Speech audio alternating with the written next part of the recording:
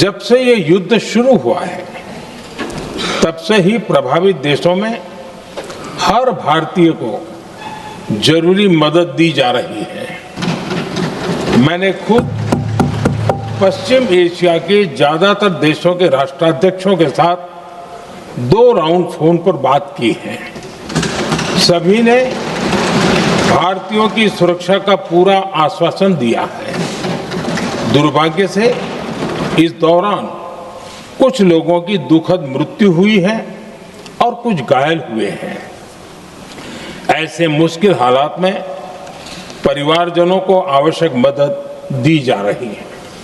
जो घायल है उनका बेहतर इलाज सुनिश्चित कराया जा रहा है।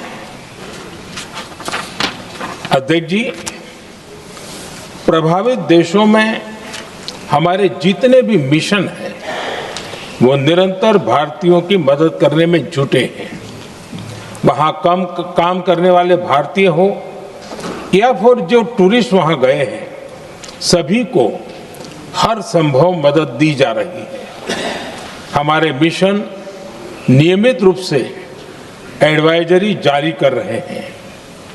यहां भारत में और अन्य प्रभावित देशों में 24/7 कंट्रोल रूम और आपातकालीन हेल्पलाइन स्थापित की गई है। इनके माध्यम से सभी प्रभावितों को त्वरित जानकारी दी जा रही है। अध्यक्ष जी, संकट की स्थिति में देश विदेश में भारतीयों की सुरक्षा हमारी बहुत बड़ी प्राथमिकता रही है। युद्ध शुरू होने के बाद से लेकर अब तक 3,75,000 से अधिक भारतीय सुरक्षित भारत लौट चुके हैं। ईरान से ही अभी तक लगभग 1,000 भारतीय सुरक्षित वापस लौटे हैं। इनमें 700 से अधिक मेडिकल की पढ़ाई करने वाले युवा हैं। खाड़ी देशों में भारतीय स्कूलों में हजारों विद्यार्थी पढ़ते हैं। सीबीएसई ने ऐसे सभी भारतीय स्कूलों में होने वाली कक्षा 10वीं और 12वीं की निर्धारित परीक्षाओं को रद्द कर दिया है। इन बच्चों की पढ़ाई निर्बाध चलती रहे, इसके लिए सीबीएसई उचित कदम उठा रही है। यानी सरकार संवेदनशील भी है, सतर्क भी है और हर सहायता के लिए तत्पर भी है। माननीय अध्यक्ष जी, भारत में बड़ी मात्रा में कच्चा तेल, गैस और फर्टिलाइजर जैसी अनेक जरूरी चीजें हॉर्मुज स्ट्रेट के रास्ते से आती हैं।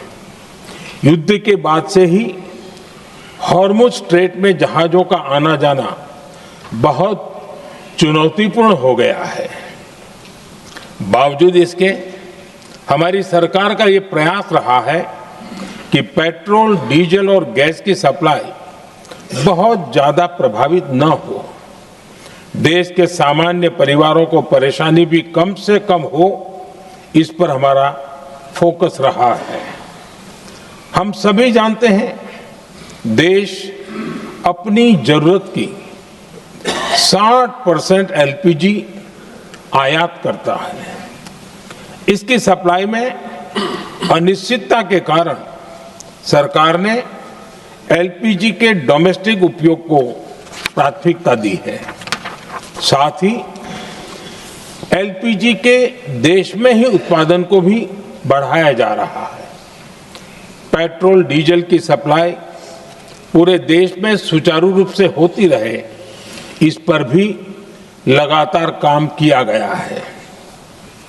अध्यक्ष जी, आज की इन परिस्थितियों में एनर्जी सिक्योरिटी को लेकर बीते 1 दशक में उठाए गए कदम और भी प्रासंगिक हो गए हैं। भारत ने बीते 11 वर्षों में अपनी एनर्जी इंपोर्ट का डाइवर्सिफिकेशन किया है। पहले क्रूड ऑयल, LNG, LPG ऐसी एनर्जी जरूरतों के लिए 27 देशों से इंपोर्ट किया जाता था।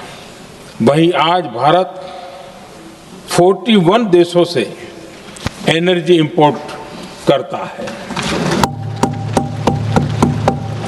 अध्यक्ष जी, बीते दशक में भारत ने संकट के ऐसे ही समय के लिए कच्चे तेल के भंडारण को भी प्राथमिकता दी है।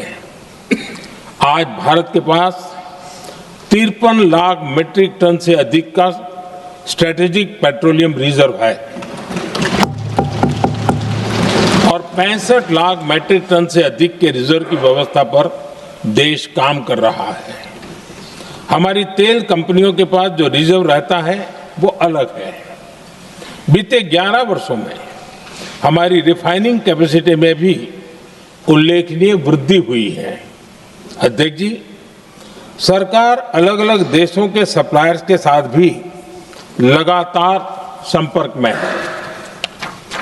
प्रयास ये है कि जहां से संभव हो वहां से तेल और गैस की सप्लाई होती रहे।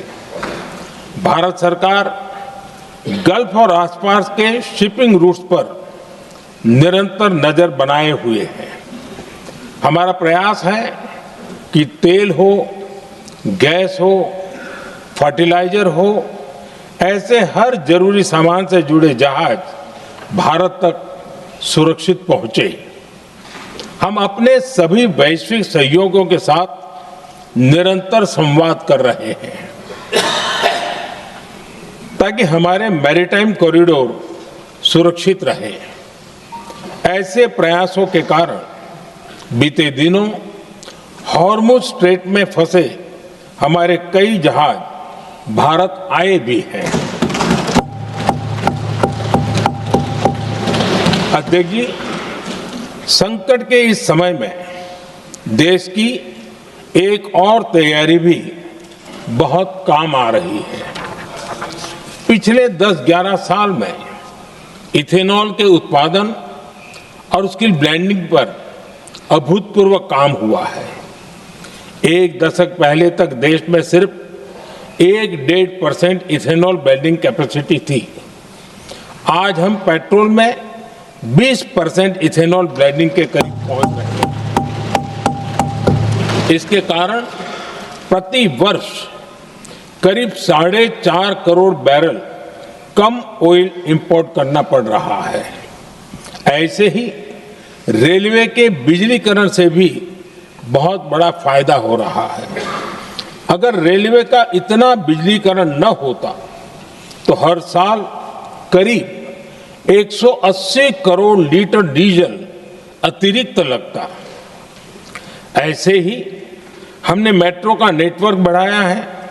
2014 में जहां देश में मेट्रो नेटवर्क 250 किलोमीटर से भी कम था, आज ये बढ़कर करीब 1100 किलोमीटर हो गया है। हमने इलेक्ट्रिक मोबिलिटी पर बहुत अधिक बल दिया।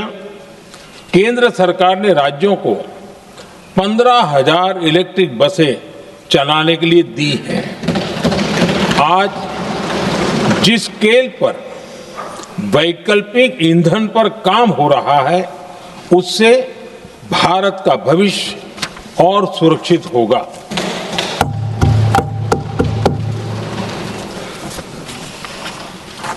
आदरणीय अध्यक्ष जी, हम जानते हैं कि एनर्जी आज इकोनॉमी की रीढ़ है और ग्लोबल एनर्जी नीड्स को पूरा करने वाला एक बड़ा सोर्स वेस्ट एशिया है।